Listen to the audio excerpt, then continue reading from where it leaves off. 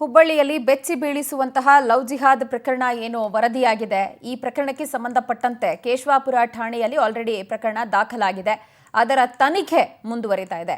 ತನಿಖೆಯ ಭಾಗವಾಗಿ ಇದೀಗ ದೂರುದಾರೆ ಸಂತ್ರಸ್ತೆ ಮತ್ತೆರಡು ವಿಡಿಯೋವನ್ನು ರಿಲೀಸ್ ಮಾಡಿದ್ದಾರೆ. ಈ ಹಿಂದೆ ಆರೋಪಿ ಮುಫೀಜ್ ಪರ ಮಾತನಾಡಿದಂತಹ ಆ ಸಂತ್ರಸ್ತೆಯ ವಿಡಿಯೋ ವೈರಲ್ ಆಗಿದೆ. ಆ ವೈರಲ್ ವಿಡಿಯೋ ಬಗ್ಗೆ ಸ್ಪಷ್ಟೀಕರಣವನ್ನ ಸಂತ್ರಸ್ತ ಯುವತಿ ಕೊಟ್ಟಿದ್ದಾರೆ.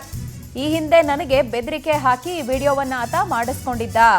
ಏನಂತ ಬೆದರಿಕೆ ಹಾಕಿದ್ದ? ಇದು ಆಘಾತಕಾರಿ. ಖಾಸಗಿ ಕ್ಷಣಗಳಿದ್ದಂತ ವಿಡಿಯೋವನ್ನ ವೈರಲ್ ಮಾಡ್ತೀನಿ ಅಂತ ಬೆದರಿಕೆ ಹಾಕಿದ್ದ.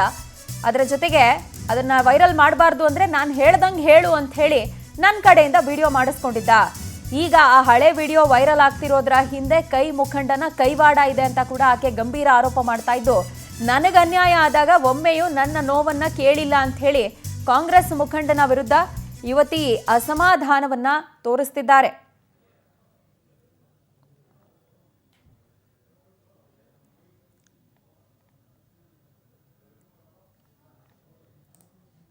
ಈ ಹಿಂದೆ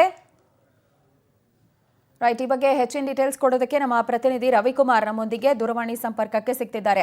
ರವಿಕುಮಾರ್, ತಮ್ಮ ಹುಳುಕು ಹೊರ ಬಂದಂತ ಸಂದರ್ಭದಲ್ಲಿ ಅದನ್ನ ಕವರ್ ಮಾಡ್ಕೊಳ್ಳೋಕೆ ಯಾವ ಹಂತಕ್ಕೆ ಬೇಕಾದರೂ ಇಳಿತಾರೆ ಅನ್ನೋದಕ್ಕೆ ಈ ಪ್ರಕರಣ, ಈ ಘಟನೆ ಒಂದು ನಿದರ್ಶನ ಆಗ್ತಾ ಇದೆ. ಆಕೆಯ ಚಾರಿತ್ರ್ಯ ವಧೆ ಮಾಡೋದು, ಆಕೆ ಸರಿ ಇಲ್ಲ ಅಂತ ಹೇಳೋದು, ಇಂಥವನ್ನೇ ತಮ್ಮ ಹುಳುಕು ಮುಚ್ಕೊಳ್ಳೋಕೆ ಅಸ್ತ್ರವನ್ನ ಪ್ರಯೋಗ ಮಾಡ್ತಾರೆ. ಈ ಬಗ್ಗೆ ಮಾತನಾಡ್ತೀನಿ ನಿಮ್ಮ ಜೊತೆಗೆ. ಆ ಯುವತಿ ಆ ವಿಡಿಯೋದಲ್ಲಿ ಏನು ಕ್ಲಾರಿಫೈ ಮಾಡಿದ್ದಾರೆ ಕೇಳಿಸ್ಕೊಳ್ಳೋಣ ಮೊದಲು.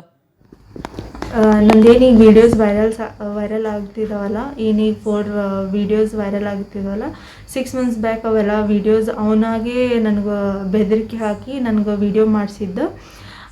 ಆಮೇಲೆ ಏನಾದರೂ ವೀಡಿಯೋಸ್ ಮಾಡಲಿಲ್ಲ ಅಂದ್ರೆ ನಾನು ನನ್ನ ಫೋಟೋಸ್ ವೀಡಿಯೋಸ್ ವೈರಲ್ ಮಾಡ್ತೀನಿ ಅಂಥೇಳಿ ನನಗೆ ಬ್ಲ್ಯಾಕ್ ಮೇಲ್ ಮಾಡ್ದೆ. ಅವ್ರ ಫ್ರೆಂಡ್ಸ್ ಸರ್ಕಲ್ಲು ನನಗೆ ಬೆದರಿಕೆ ಹಾಕಿದ್ರು, ನೀನು ಏನಾದರೂ ಮಾಡಲಿಲ್ಲ ಅಂದ್ರೆ ಫೋಟೋಸ್ ಮತ್ತು ಇದು ವೀಡಿಯೋನ ವೈರಲ್ ಮಾಡ್ತೀವಿ, ಹೀಗೆಲ್ಲ ನನಗೆ ಬೆದರಿಕೆ ಹಾಕಿ ಈಗೇನು ವೈರಲ್ ಆಗ್ತಿದ್ದಾವಲ್ಲ ಅವು ನನ್ನ ಇಚ್ಛೆಲೆ ನಾ ವೀಡಿಯೋ ಮಾಡಿಲ್ಲ. ಅವನಾಗೆ ನನಗೆ ಬ್ಲ್ಯಾಕ್ ಮೇಲ್ ಮಾಡಿ ನನ್ನ ಫೋಟೋಸ್ ಮತ್ತು ವಿಡಿಯೋ ವೈರಲ್ ಮಾಡ್ತೀನಂತ ಅಂದು ನನಗೆ ಬೆದರಿಕೆ ಹಾಕಿ ನನಗೆ ವಿಡಿಯೋ ತೊಗೊಂಡಿದ್ದಾನೆ. ಇದ್ರ ಹಿಂದೆ ಕಾಂಗ್ರೆಸ್ ಯುವ ಮುಖಂಡವರ ಕೈವಾಡ ಐತಿ ಅಂತ ನಂಗೆ ಗೊತ್ತೈತಿ. ಅವ್ರದ್ದು ಹೆಸರು ನಾನು ಹೇಳೋದಿಲ್ಲ. ಅಣ್ಣ, ನಿನ್ನ ತಂಗಿ ಆಗಿದ್ರೆ ನೀನು ಒಂದು ಸಲನೂ ಬಂದು ನನಗೆ ಏನಾಗೈತಿ, ಏನು ಸಿಚುವೇಶನ, ಆಮೇಲೆ ಏನು ಹೆಲ್ಪ್ ಏನಾಗೈತಿ ಅಂತೇಳಿ ನೀನು ಒಂದು ಸಲ ಆದರೂ ಇದನ್ನು ಮಾಡಿ, ನಿನ್ನ ತಂಗಿ ಇದಾಗಿದ್ರೆ ನೀನು ಹೀಗೆ ಡೀಟೇಲ್ಸ್ ಕೊಡ್ತಾರೆ ನಮ್ಮ ಪ್ರತಿನಿಧಿ ರವಿಕುಮಾರ್. ಹುಳುಕನ್ನ ಮುಚ್ಕೊಳ್ಳೋದಕ್ಕೆ ಆ ಹುಡುಗಿಯ ಮೇಲೇ ಆರೋಪಗಳನ್ನು ಮಾಡೋದು, ಬೆದರಿಕೆ ಹಾಕೋದು, ಚಾರಿತ್ರ್ಯ ವಧೆ ಮಾಡೋದು ಎಲ್ಲ ಪ್ರಕರಣಗಳಲ್ಲೂ ಸಾಮಾನ್ಯ. ಇಲ್ಲೂ ಅಂಥದ್ದೇ ಕಂಡು ಬರ್ತಾ ಇದೆ. ಈ ವೈರಲ್ ವಿಡಿಯೋಗಳ ಮರ್ಮ ಏನು? ಪ್ರಜ್ವಲ, ನಿಜಕ್ಕೂ ಕೂಡ ಈ ಒಂದು ಲವ್ ಜಿಹಾದ್ 2ನೇ ಪ್ರಕರಣದಲ್ಲಿ ಆ ಒಂದು ಪ್ರಕರಣ ವಿಚಾರ ಕುರಿತಂತೆ ಕೂಡ ಅನ್ಯಾಯಕ್ಕೊಳಗಾದಂತಹ ಯುವತಿ ಆ ಒಂದು ಮಫೀಜನ ಮೇಲೆ ದೂರನ್ನ ನೀಡ್ತಾ ಇದ್ದಂತೆ ಆ ಒಂದು ಮಫೀಜ್ ಈ ಒಂದು ಪ್ರಕರಣದಿಂದ ಹೊರಬರಲು ಮತ್ತು ಈ ಒಂದು ಪ್ರಕರಣವನ್ನ ಬೇರೆ ದಾರಿಗೆ ಕರೆದುಕೊಂಡು ಹೋಗಲು ಹಳೆಯದಾದಂತಹ ಕೆಲವೊಂದಿಷ್ಟು ವಿಡಿಯೋಗಳನ್ನ ನಿನ್ನೆಷ್ಟೇ ವೈರಲ್ ಮಾಡಿದ್ದ. ಈ ಯುವತಿಗೆ ಒತ್ತಾಯ ಪೂರ್ವಕವಾಗಿ ಏನೆಲ್ಲ ಹೇಳಿಸಿದ್ದ ಎಂಬ ಒಂದು ವಿಡಿಯೋದಲ್ಲಿ ಆ ಒಂದು ಅಂಶಗಳನ್ನ ಉಲ್ಲೇಖ ಮಾಡಿತ್ತು. ಆ ಒಂದು ವಿಡಿಯೋಗಳು ವೈರಲ್ ಆದಂತ ಬೆನ್ನಲ್ಲೇ ಸ್ಥಳೀಯ ಕಾಂಗ್ರೆಸ್ ಮುಖಂಡರೊಬ್ಬರು, ಯುವ ಮುಖಂಡರೊಬ್ಬರು ಈ ಒಂದು ಪ್ರಕರಣ ಕುರಿತಂತೆ ಕೂಡ ರಾಜಕೀಯ ವಿಚಾರ ಪ್ರಸ್ತಾಪ ಮಾಡಿದ್ರು ಮತ್ತು ಯುವತಿಯ ತಪ್ಪನ್ನ ಮತ್ತು ಬೇರೆ ಬೇರೆ ರೀತಿಯಾದಂತಹ ಒಂದು ವಿಷಯಗಳನ್ನ ಉಲ್ಲೇಖ ಮಾಡಿದ್ರು.